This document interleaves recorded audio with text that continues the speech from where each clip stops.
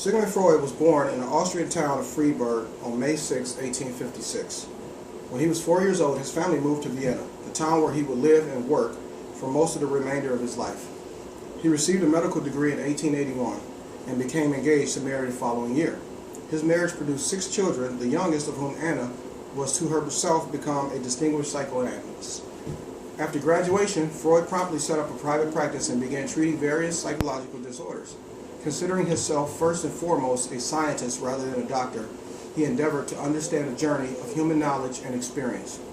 Early in his career, Freud became greatly influenced by the work of his friend and Viennese colleague, Joseph Breuer, who had discovered that when he encouraged a hysterical patient to talk uninhibitedly about the earliest occurrences of the symptoms, the symptoms sometimes gradually abated. Inspired by Breuer, Freud posited that neurosis had their origins in deeply traumatic experiences that had occurred in the patient's past. He believed that the original occurrences had been forgotten and hidden from consciousness.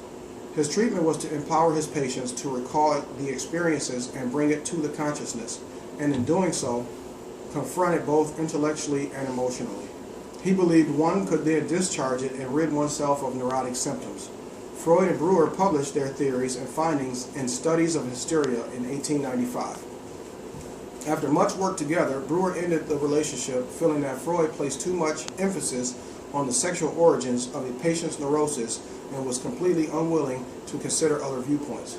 Freud continued to refine his own argument, and in 1900, after a serious period of self-analysis, published the Interpretation of Dreams.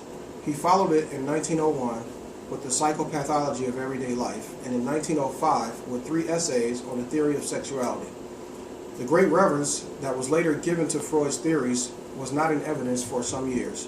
Most of his contemporaries felt like Breuer that his emphasis on sexuality was either scandalous or overplayed. In 1909, he was invited to give a series of lectures in the United States. It was after these visits and the publication of his 1916 book, 5 Lectures on Psychoanalysis, that his fame grew exponentially.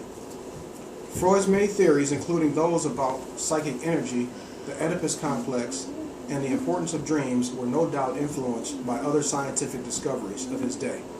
Charles Darwin's understanding of humankind as a progressive element of the animal kingdom certainly informed Freud's investigation of human behavior.